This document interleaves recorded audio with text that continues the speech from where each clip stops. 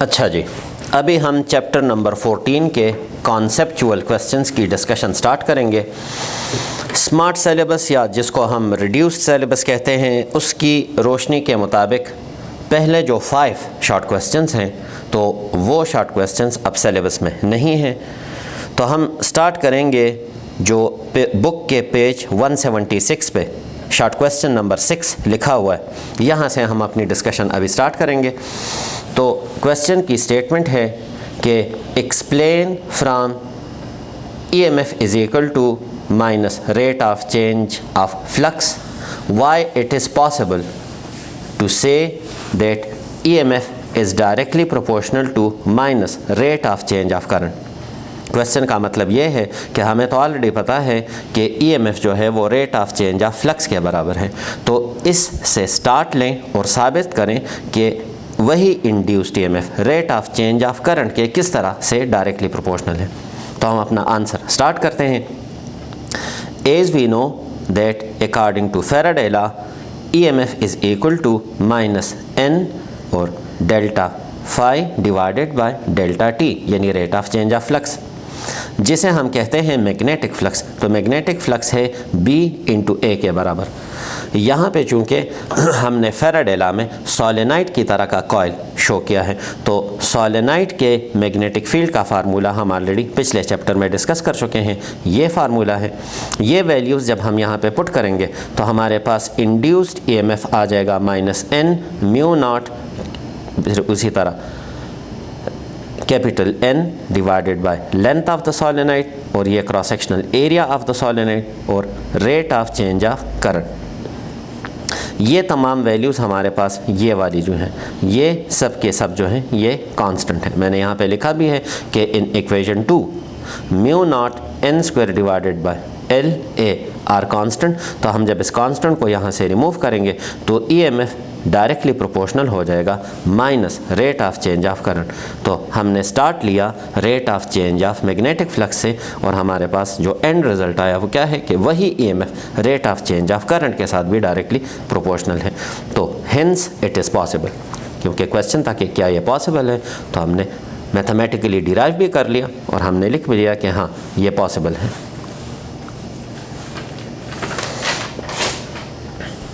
Next हमारे पास है short question number या कॉन्सेप्चुअल क्वेश्चन नंबर 7। ये भी सिलेबस के मुताबिक है। क्वेश्चन की स्टेटमेंट है कि show that the relation EMF is equal to rate of change of flux is dimensionally correct. तो जिस तरह गिवन है कि EMF is equal to rate of change of flux, तो ये गिवन है, हमने इसको साबित करना है कि ये डायमेंशन की रोशनी में ये बिल्कुल होमोजीनियस है। तो as we know that the unit of EMF is volt, और वोल्ट को हम कहते हैं जाउल पर कूलम। जाउल होता है न्यूटन मीटर के बराबर और कूलम होता है एम्पेयर इंटू सेकेंड के बराबर। न्यूटन को जब फर्दर स्प्लिट करेंगे तो हम ऑलरेडी जानते हैं कि न्यूटन को जब फर्दर स्प्लिट करेंगे तो किलोग्राम मीटर पर सेकंड स्क्वायर बनता है, और जब मीटर उससे वापस मल्टीप्लाई होगा तो किलोग्राम मीटर स्क्वायर पर सेकेंड स्क्वायर ये हमारे पास आ जाएगा। इसको फर्दर सिंप्लीफाई करेंगे तो वोल्ट्स बेस यूनिट में किसके बराबर है, किलोग्राम मीटर स्क्वायर पर सेकंड क्यूब और पर एम्पेयर।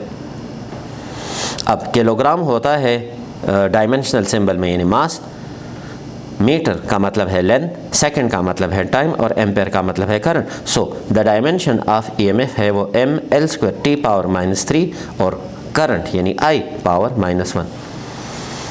अब हम rate of change of magnetic flux देखते हैं।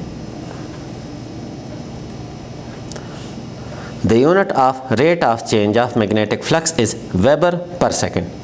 वेबर होता है टेस्ला इंटू मीटर स्क्वायर, और ये सेकंड ऑलरेडी इसके साथ है।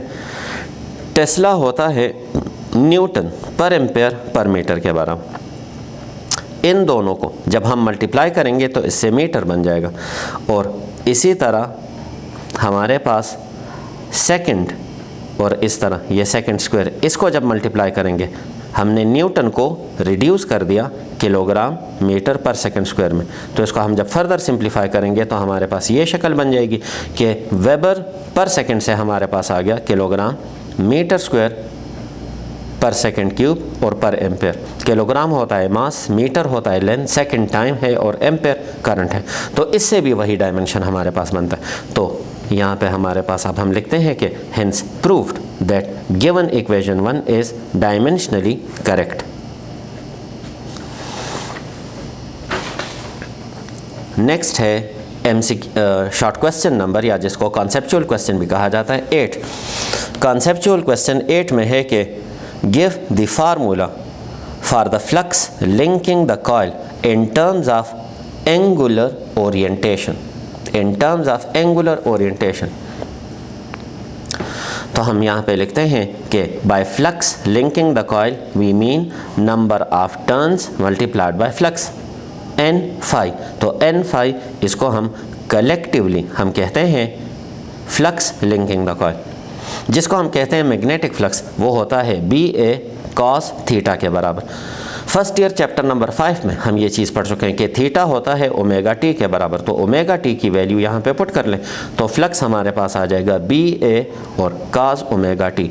इक्वेशन 2 से वैल्यू उठा के इक्वेशन 1 में पुट कर दें तो हमारे पास फ्लक्स लिंकिंग द कॉइल आ जाएगा NBA और cos ओमेगा टी। यहाँ पे ये ओमेगा है एंगुलर वेलोसिटी। तो equation 3 explains flux linking the coil, इसको हम कहते हैं flux linking the coil in terms of angular quantity या एंगुलर ओरिएंटेशन, क्योंकि ओमेगा हमारे पास क्या है, एंगुलर वेलोसिटी है।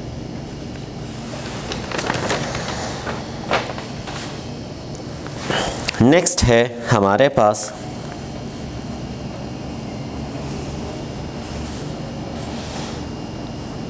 Conceptual question 19। बीच के जितने भी हैं तो या तो वो हमारे पास लिंक्ड हैं एडी करंट से रिलेटेड, या फिर वो लिंक्ड हैं ट्रांसफार्मर से रिलेटेड, और या फिर वो लिंक्ड हैं बैक ईएमएफ या मोटर के टॉपिक से। तो स्मार्ट सिलेबस में, या जिसको रिड्यूस्ड सिलेबस भी कहा जाता है, उसमें ये तमाम टॉपिक्स हम चूँकि डिस्कस नहीं कर चुके, इसलिए बीच वाले जितने भी हमारे पास हैं 8 के बाद हम जो डिस्कशन अब करेंगे वो है 19 number conceptual question. 19 number conceptual question में बताया गया है कि transformer cores can be made from variety of material. What are the main features that you would require of the material to make a good transformer core? Suggest how well each of the following material would perform. तो पहला material है iron, फिर दूसरा है solid block of soft iron, तीसरा है laminated block of soft iron, और fourth है एल्यूमिनियम। तो अब हम इस पे डिस्कशन करते हैं। तो पहले तो हम क्राइटेरिया डिस्कस करेंगे कि a suitable material for the core of a transformer must have following properties. पहले प्रॉपर्टी है कि कोर के लिए जो हम मटेरियल यूज़ करेंगे उसका फेरोमैग्नेटिक होना ज़रूरी है। दूसरी प्रॉपर्टी है कि it must be soft magnetic material. Soft magnetic material अभी हमने डिस्कस नहीं किया, इसकी डिस्कशन जो है वो चैप्टर नंबर 16 में आने वाली है, लेकिन मैं ब्रीफली थोड़ा सा बता देता हूँ कि सॉफ्ट मैग्नेटिक मटेरियल इस तरह का मैग्नेटिक मटेरियल होता है कि जो आसानी से मैग्नेटाइज भी हो सके और आसानी से डीमैग्नेटाइज भी हो सके। और तीसरी इसकी जो प्रॉपर्टी है वो ये है कि the core must be made of laminated slices to reduce the effect of eddies current. तो ठीक है, एडीज करंट के हवाले से हमने डिस्कशन नहीं की, लेकिन हाँ, एडी करंट हीट की शक्ल में एनर्जी लॉसेस का सबब बनता है। लेकिन अगर हम लेमिनेटेड स्लाइसेस यूज़ करके उससे हम ये रेक्टेंगुलर कोर ट्रांसफार्मर का कंस्ट्रक्ट कर लें तो फिर इसमें एडी करंट का जो हीटिंग इफ़ेक्ट है वो मिनिमाइज हो जाता है। अब जो मटेरियल गिवन है उस मटेरियल को हम डिस्कस करेंगे। तो इन तमाम की रोशनी में अब हम डिस्कस करेंगे कि अगर हम सिंपल आयरन लें तो सिंपल आयरन में हमारे पास जब वो हम इसको डीमैग्नेटाइज और डीमैग्नेटाइज करते हैं तो वो हीट अप हो जाता है। तो सिंपल आयरन हमारे पास ठीक नहीं है। दूसरा है कि अगर हम एक सॉलिड ब्लॉक लें, यहाँ पे ये बाकायदा पूरी डिटेल लिखी गई है कि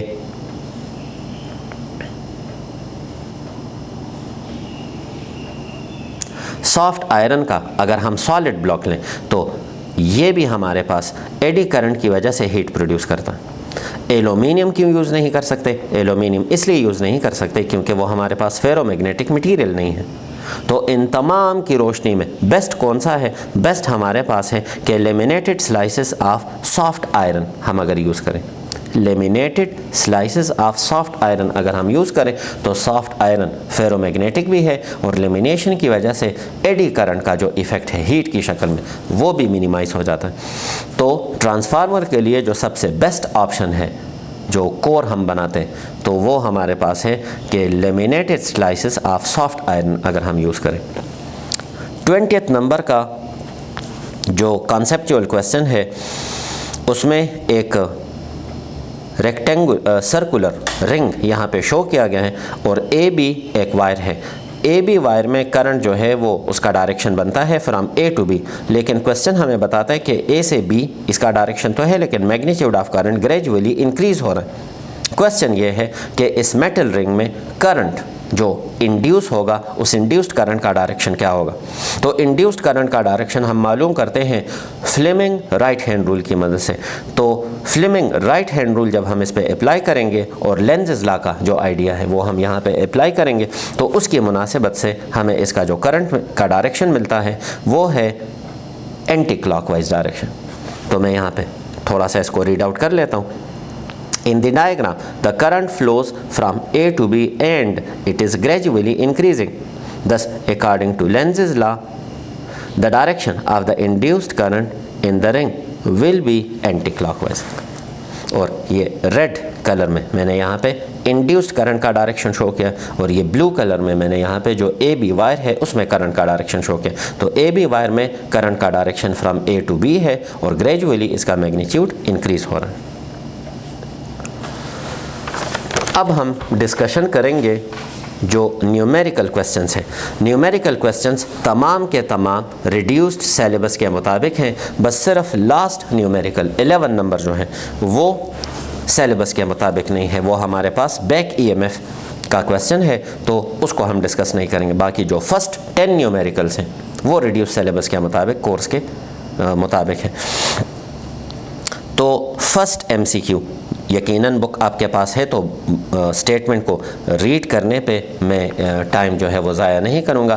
तो गिवन किसी भी न्यूमेरिकल को स्टार्ट करने के लिए हमारे पास जो एक स्टैंडर्ड प्रोसीजर है, एक तरीका है, वो क्या है कि गिवन डेटा लिखा जाता है, फिर रिक्वायर्ड क्या है वो लिखा जाता है। तो गिवन डेटा और रिक्वायर्ड डेटा इन दोनों को जब हम देखते हैं तो हमें ऑटोमेटिकली कौन कौन से फार्मूलाज इसको सॉल्व करने के लिए रिक्वायर्ड होंगे उसकी समझ आ जाती है।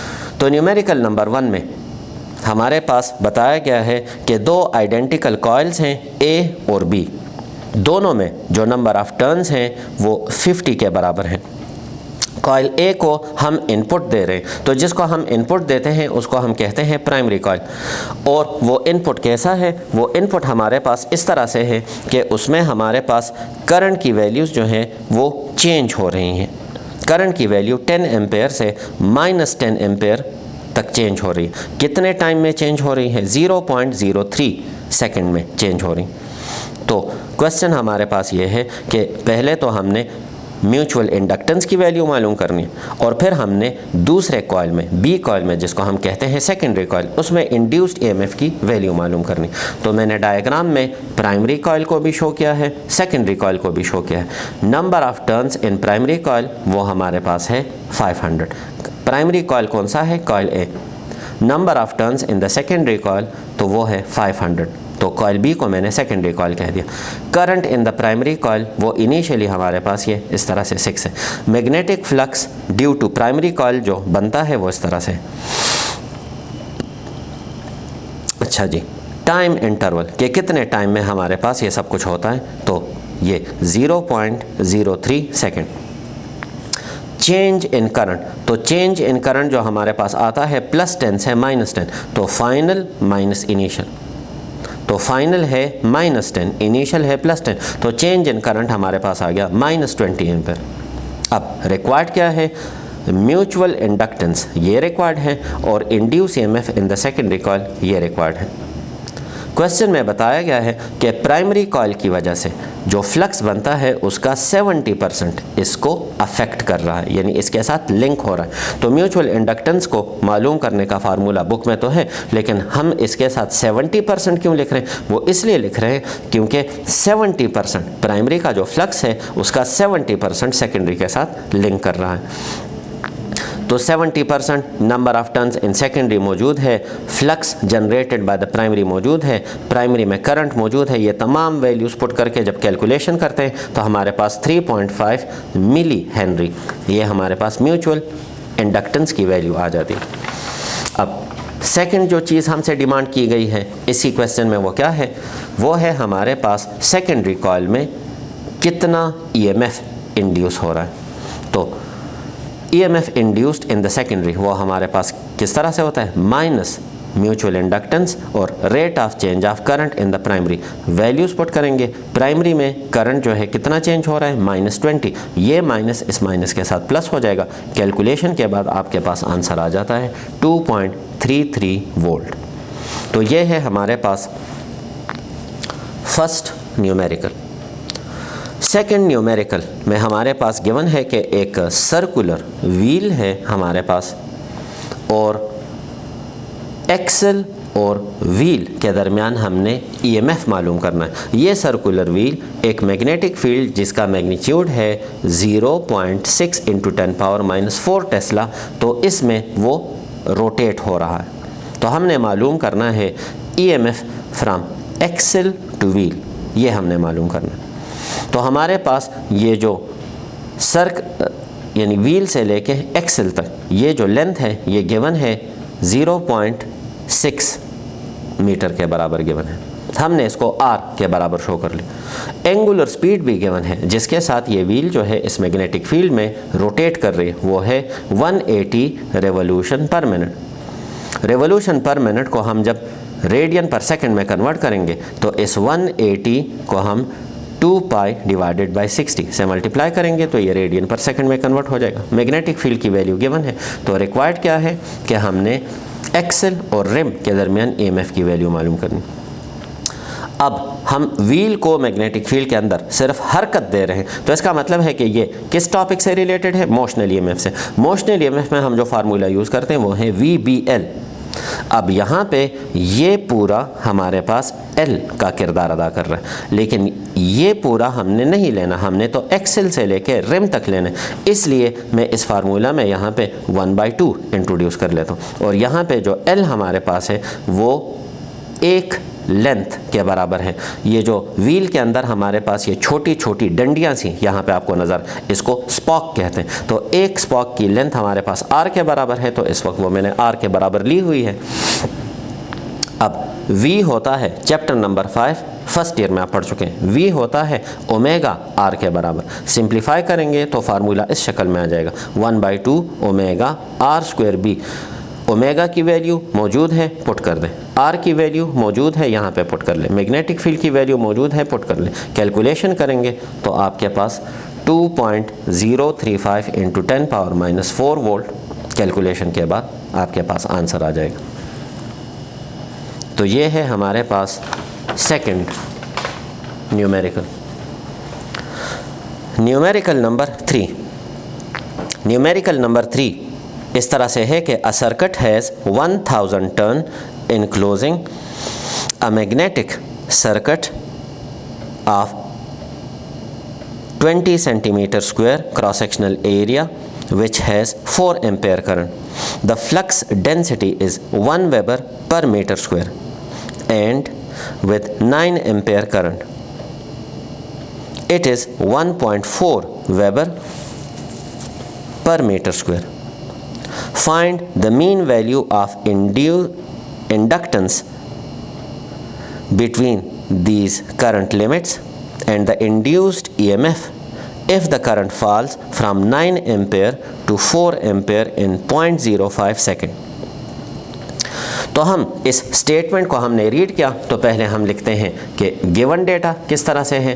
तो गिवन डेटा में हमारे पास है नंबर ऑफ टर्न्स वो 1000 है, टाइम इंटरवल 0.05 सेकेंड है, क्रॉस सेक्शनल एरिया गिवन है वो 20 सेंटीमीटर स्क्वायर है जिसको हमने मीटर स्क्वायर में कन्वर्ट कर लिया। करंट जो है इनिशियली 4 था, फाइनल करंट है 9, तो चेंज इन करंट हमारे पास इतना आ गया है। अब